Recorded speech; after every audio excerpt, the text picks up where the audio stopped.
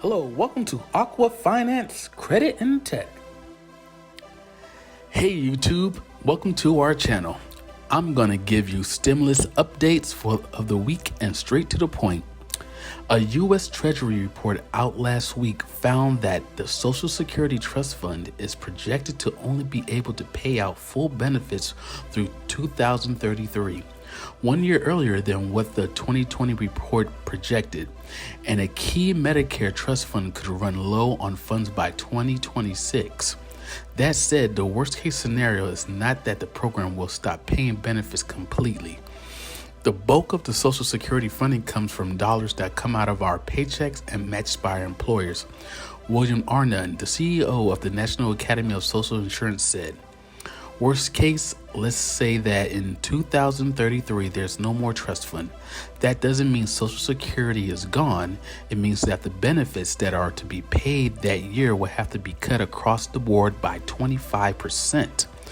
We're going to update you with the latest SSDI, SSI, VA Social Security benefits in this video and also the next video.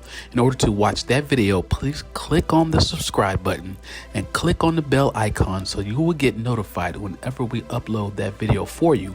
And please smash that like button. It really helps our channel and it helps us to bring more great updates just for you. Now let's move on. Social Security Trust Fund running low. The Social Security program added more money to its key trust fund than it needed to pay out from 1990 through 2017, but that trend flipped in recent years. And without federal action, the gap is expected to widen to the point that the trust would become insolvent in 2033. Arnott added that such a situation is not good. I don't want to minimize how bad that is, but it's not zero. And I think people have to keep it in perspective that the trust fund is not the sole source of Social Security financing. Americans, particularly younger generations, are quite jaded about whether Social Security will be around when they retire. One survey from Nationwide Financial found that 47% of millennials, defined as Americans currently between the ages of 25 through 40, agreed that they will not get a dime of the Social Security benefits they have earned. Millennials in particular would need Social Security because they're missing something their parents or grandparents had, and that was a good old-fashioned traditional pension. Arnott says they're in jobs that don't have pensions. They have 401ks. They're going to need Social Security more than any other generation. Current workers have a lot at stake and they have to realize that. And let us know in the comments below what you think about it and your opinion on what type of Social Security we need to get and at how much and until when, because the people really need it now. And Social Security stimulus, we need it really now, really do. The Social Security Trustees Report.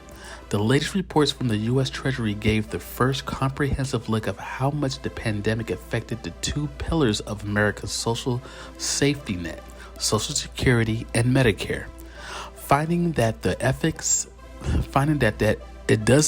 of the pandemic could be less than many have feared over the last year. The key word in Social Security Trustees Report is the word uncertainty, Arnott said. There are still more questions than answers in terms of what are the long-range impacts of the pandemic and the economic recession.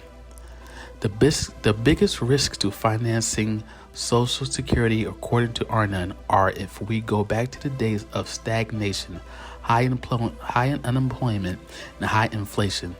Some of you might remember the 70s that killed Social Security's financing.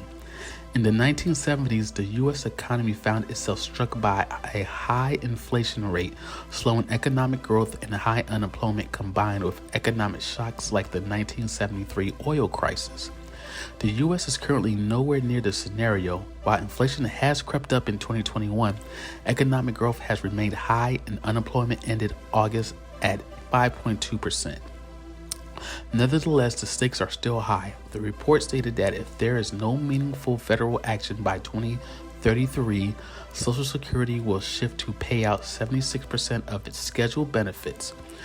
Budget experts like Mark Goldwing, Senior Policy Director for the Committee for a Responsible Federal Budget, recently noted that time is running out to sensibly save Social Security in the form that people have come to expect.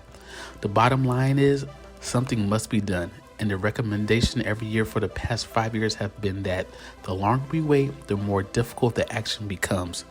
Arnon said, so this is another wake-up call for Congress and the administration to make Social Security a front-burner issue.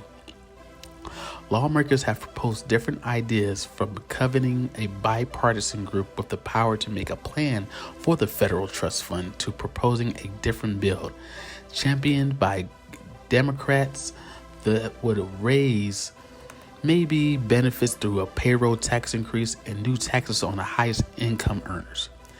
Neither idea has gained significant traction in Congress yet, but the sooner you deal with it, Arnon stressed, the less pain there will be. We're going to update you with the latest SSDI, SSI, VA Social Security benefits in the next video. In order to watch that video, please click on that subscribe button and click on the bell icon so you will get notified whenever we upload that video for you. And please smash that like button. It really helps our channel, and it helps us to bring more great content just for you and updates. And we'll upload once or twice, 3 times a week, not 5 days a week like some of these channels, because we're out there researching real accurate information. Please, thank you for coming. Thank you for subscribing, and you have a blessed day.